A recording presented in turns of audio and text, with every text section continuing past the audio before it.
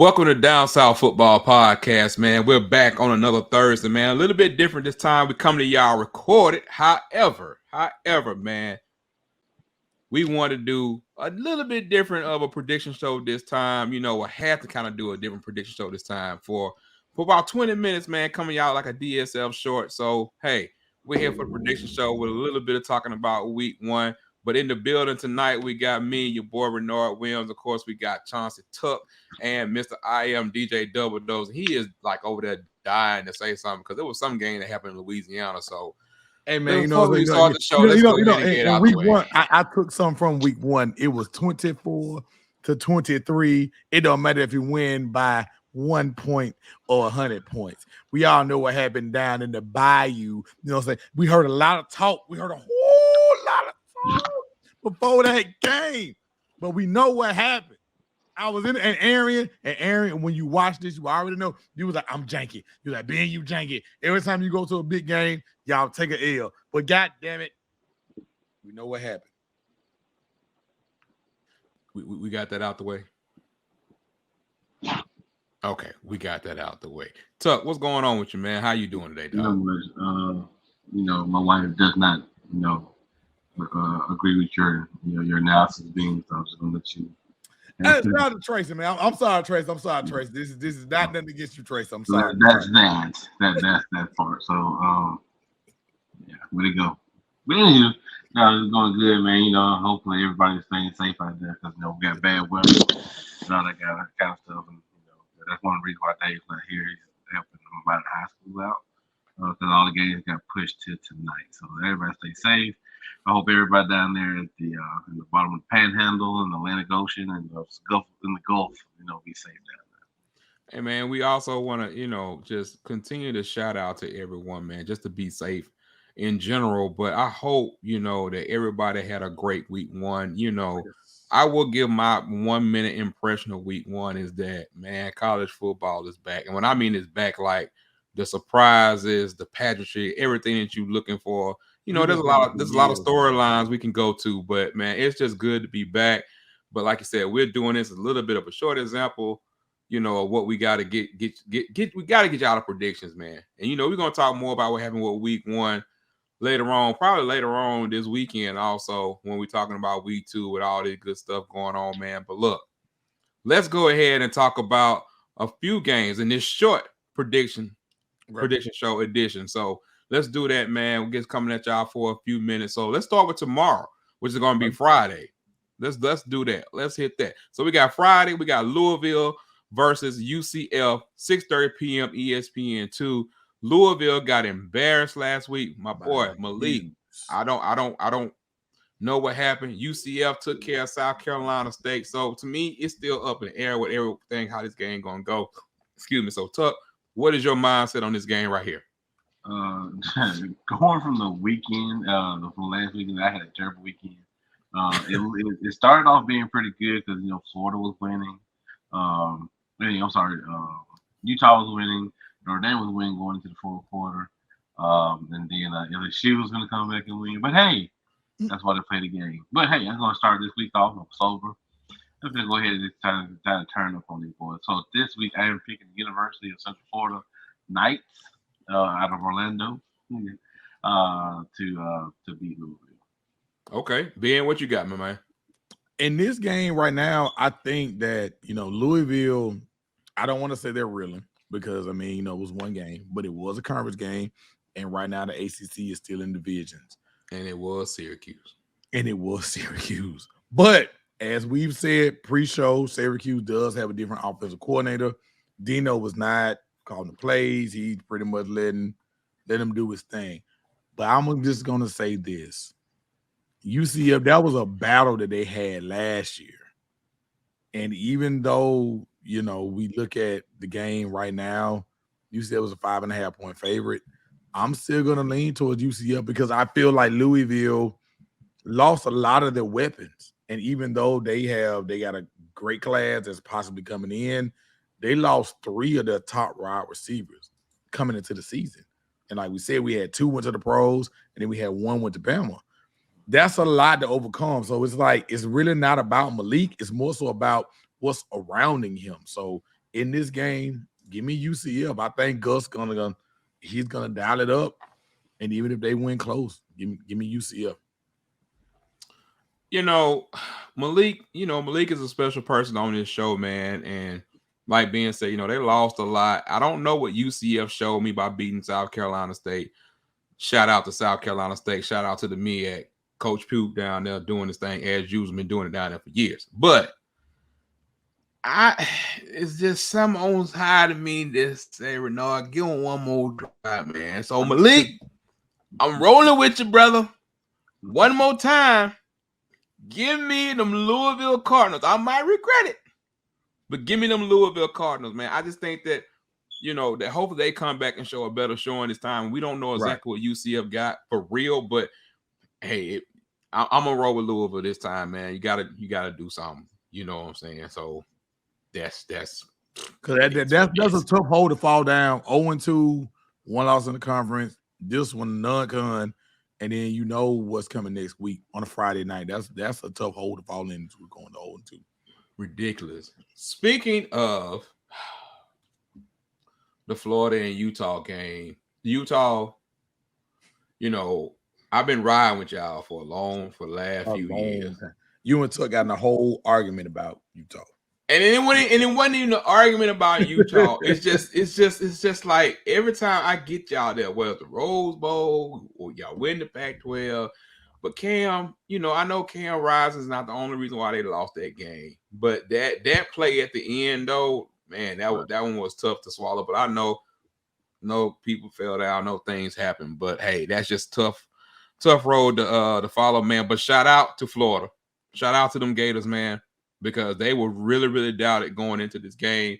People were saying, they were going to lose by double digits. It was a lot of people that was picking Utah. A lot of people lost money on Utah. But this week, we moving into the conference, man. We got Kentucky, a shorthanded Kentucky team versus Florida. Once again in the Swamp, 6 p.m., ESPN. Tuck, who you got, my man? It's going to be real close. Florida found a way to win last week, and rightfully so. I think a couple play calls from Utah kind of helped them out a little bit. But give me Kentucky. Close. The sense of being in the Swamp, everybody's coming off that. I think was it Utah top 10 team they beat? Preseason. Yeah, preseason. So give me Kentucky. And like I said, that surprises me. We didn't do predictions, but like I said last week, I think Kentucky's going to win the East Division. So you taking Will Levis in the boards, even though there's no Chris Rodriguez, even though apparently the second string running back is hurt. So you rolling with them. Yeah, you got Cavassier Smoke. For Alabama, yes, sir. Alabama. Wetumpka, Alabama, Mr. Cavassier Smoke. Okay. Cavassier Smoke is going to be the like I said, they're gonna have the offensive line still there. It don't matter who you put back in running back. The coach ain't there though. It's gonna be all right. Give me Kentucky. The coach is about an hour from us right now. Right. Well, not an hour from. Yeah. I mean, about 40 minutes from me. 40 minutes from me down there in on the capstone. Okay, so Tuck got Kentucky. Nice. Surprising. I'm surprised you went Kentucky in the Swamp. I am. Ben, who you got, man? Who you got? Yeah, this is one of them painful picks for me. Oh yes, we know your love-hate relationship with Kentucky. If Chris was playing, I would have took Kentucky. But behind him not playing in the Swamp, they jumped Florida up to number 12. They went from unranked to 12. The most. Can we? I mean, hold on, Ben. Can we just pause right there for 2 seconds? I'm not. I know. That was like crazy. Can we stop with this? That was crazy. Florida fans, don't get mad at me, but bruh, you want to tell me you the number 12 team in the country? No, not being ranked, not getting votes. You go jump already to 12, almost 13 slots. What the hell is wrong with 18? What's wrong with 19? Top 25. Just anyone in the top 25. How you go to 12? I just 12. Okay. Unless they figuring it's gonna be Utah and USC in the Pac-12, everybody gonna have one loss, unless that's what they figuring. I don't know how they jumped them that far. That's my short thing. Okay, I'm sorry. Go ahead, sir. Go ahead. But outside of that, if Chris Rodriguez was playing, I would take Kentucky hands down. But since he's not playing, Richardson looked like he's grasping what Napier is telling him. I'm just saying. He showed something last week. You know, he did. I don't think Napier had nothing to do with that. That God given, but go ahead. Hey, look, Dan, let them Florida.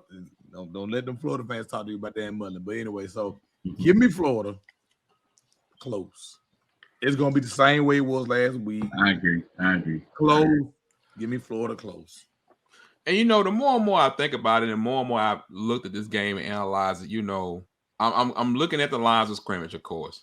Mm-hmm. Florida really surprised me last week. And I think more I was surprised by Utah last week. I was more surprised by Utah on the D line than I was about Florida. But Florida did play good. But my question is, you know, there's always that factor when you got somebody like Richardson. It's like, what are you going to do with him? What is Kentucky going to do with him? So for me right now, man, this game really is a toss-up. And when it's a toss-up like that, got to go with the home team a little bit with Florida. But I also had Kentucky being one of my surprise teams, finishing second in the East beforehand. But that was for the first game. And I just came out of nowhere. What happened 2 years ago? So what now? What happened 2 years ago? I know what happened 2 years ago. I know what happened 2 years ago. I'm very familiar with that. I was impressed with Florida with what they did. I was kind of like staying the same with Kentucky, but knowing they're going into an SEC play, it's hard for me to go against the Gators right now.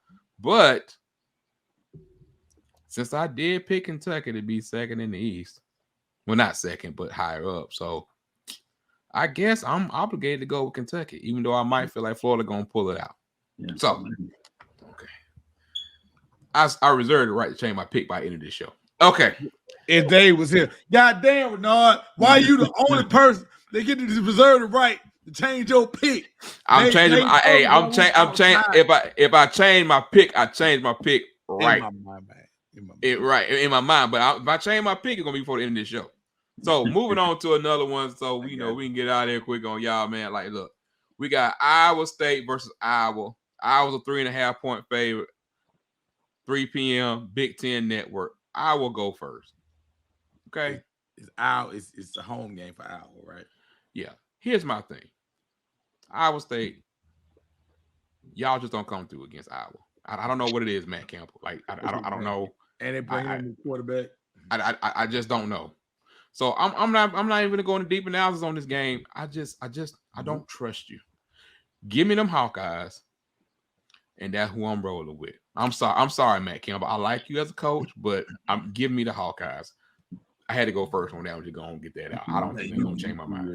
What I've been saying about Iowa the whole year. Ever since we're doing it, we're gonna be doing it. Them kids gonna be doing it all night long. Give me them good old Hawkeyes of Iowa. Please don't tell me about to be. Oh God, that means Iowa State gonna win. Hey, look, man, look, I'm with Tuck. You know what I'm saying? The kids. Well, Dave, you gotta save us because we can't be all Iowa. Dave, we gonna block you off, but we got you. Like Tuck said, the kids gonna wave to us. Ain't even no analysis on this one right now. I'm sorry, ain't no analysis, ain't nothing on this one. But let's just move on to another game. Like I told y'all, man, it's a short edition of the prediction show. So look, next thing we got on our schedule: Wake Forest versus Vandy, 11 a.m. SEC Network. Now, interesting tidbit about this game was that before they announced that Sam Hartman, the Wake Forest quarterback, was going to be eligible to play this game was a 6-point underdog. Just by his presence, it jumped to 13. SEC folks, you heard what Noah said. It was a 6-point underdog. And it jumped to double digits. I don't know what it is about this team. Mike Wright, Vanderbilt's mobile, agile quarterback. Mm-hmm. I ain't gonna tell you who he remind me of because it's gonna make some people mad when I say it. He got a little bit of John Franklin III in him, a little bit, just a little bit. Just a little bit. He fast, I don't know what. I ain't sure about that throwing motion yet, but the boy get the job done. So I'm really tempted to go for 2 points here and take Vandy and the spread. But basically, if I take Vandy, that's taking the spread anyway. But still, I'm tempted to double down on Vandy on this one. But I'm no fool. I will take. I'm gonna take Vandy though. I'm gonna take Vandy plus the 13. That's really what I'm betting on is Vandy plus the 13. So Tuck, what you got, man? Look here, let me tell you something. The coach of Vanderbilt, my boy Clark. Clark Lee. Clark Lee. My boy got he last year he was feeling his way out. This year he 2-0. Well, yeah, 2-0. Keep it rolling. We're in Nash Vegas. Let's keep the thing going. Give me Vanderbilt. Give me the new V. Look. Brand new branding they got going on. They're trying to get this money. Vanderbilt. Okay, can you stop filibustering and come on? Look. When we were talking about this pre-show, I looked at it. I like the way Ben has looked the last 2 weeks. I get it. And look, we talked about the pre-show. When you bring in Sam Hartman off of whatever outside football things he had going on, and you bring him in to this game in his first game, the way that Vandy has been kind of, I get it, people. Y'all gonna like, man, y'all talking about Vanderbilt rolling. Hey, man, Vandy, it ain't rolling. It's just respect. It's just respect. I know it's Hawaiian either. It's just damn. Give hey, look. They didn't struggle. We just put it like that. They didn't struggle. So I don't know what Dave gonna do on this one. He might come in and be like, and shoot us all down. But I'm kind of sipping the Nashville Kool-Aid, man. Give me Vandy on this. You got to be careful sipping that Nashville. I know. Hey, Nashville is a nice city.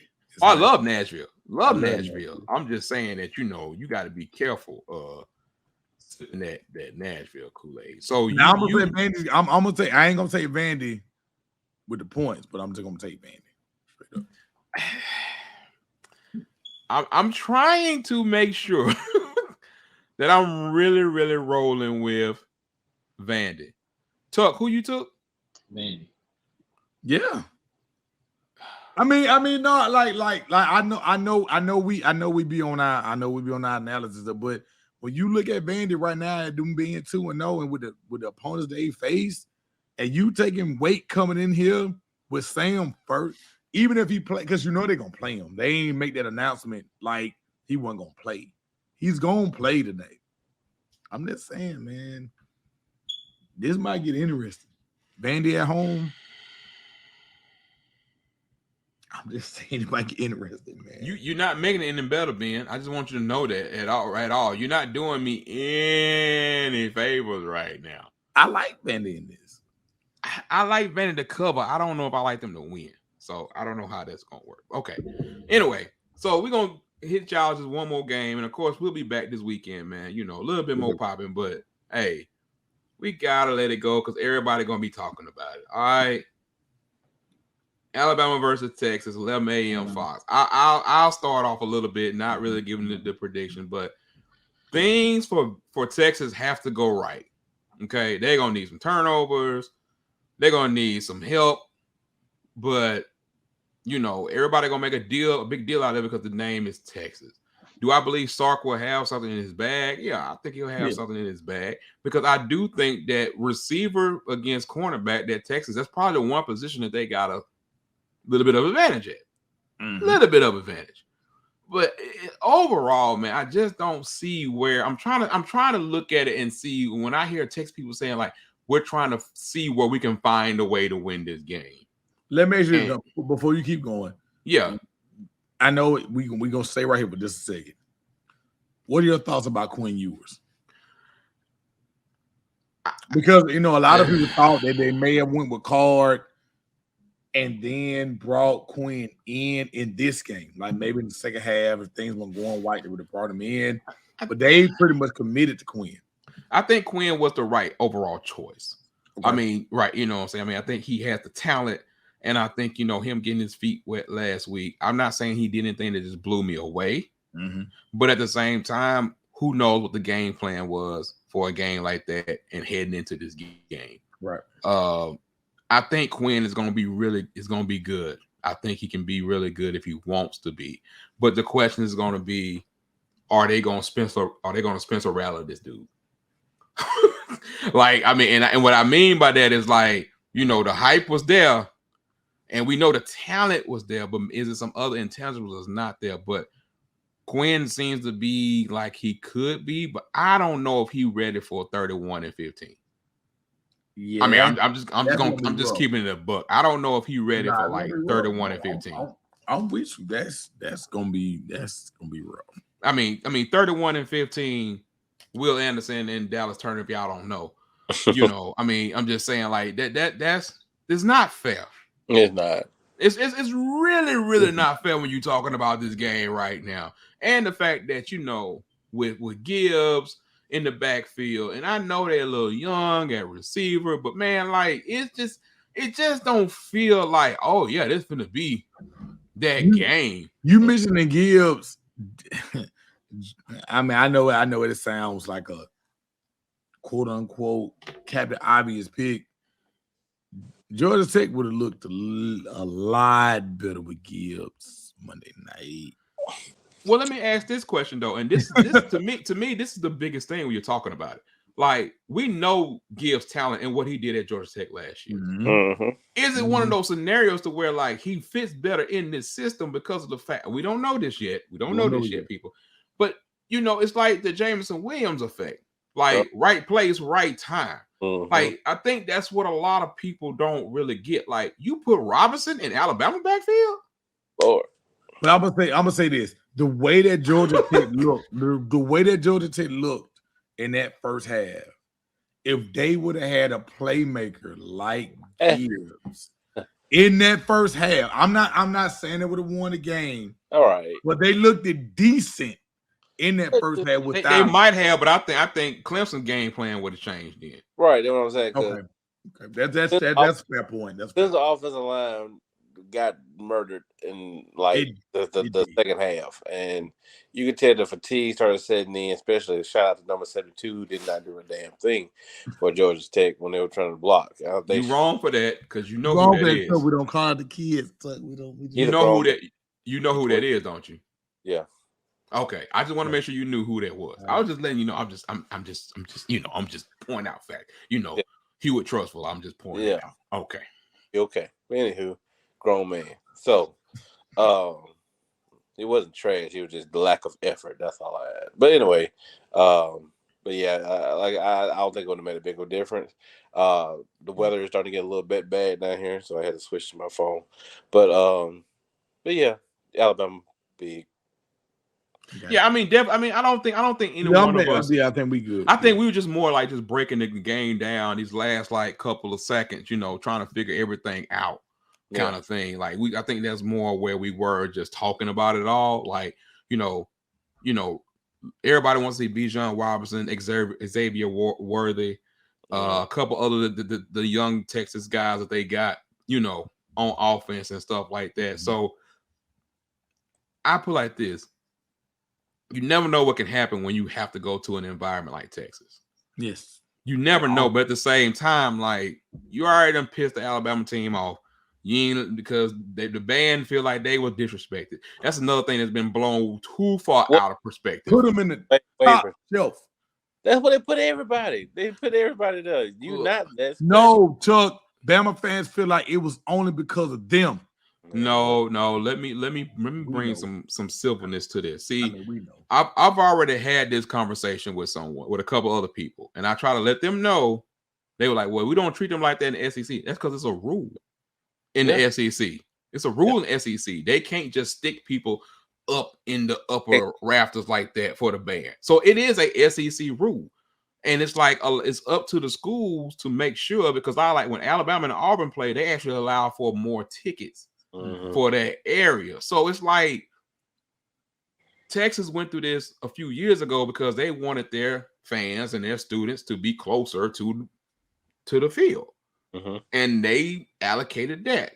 I understand what SEC fans are. LSU went through this a few years ago when they went to Texas. Their fans were hot.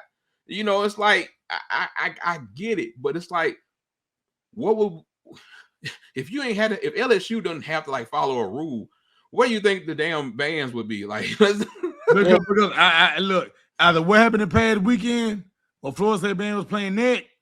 Anybody that follows LSU, they know what Nick is, and Florida State mocked them and they played Nick. Of course, they were playing Nick all night too. First of all, let's but I'm just saying, to Renard's point, if they could place bands where they wanted to place them, then obviously I do not agree with it, but I'm gonna tell you right now, they have ticked off a lot of people, mainly because of the fact that the band just refused to go.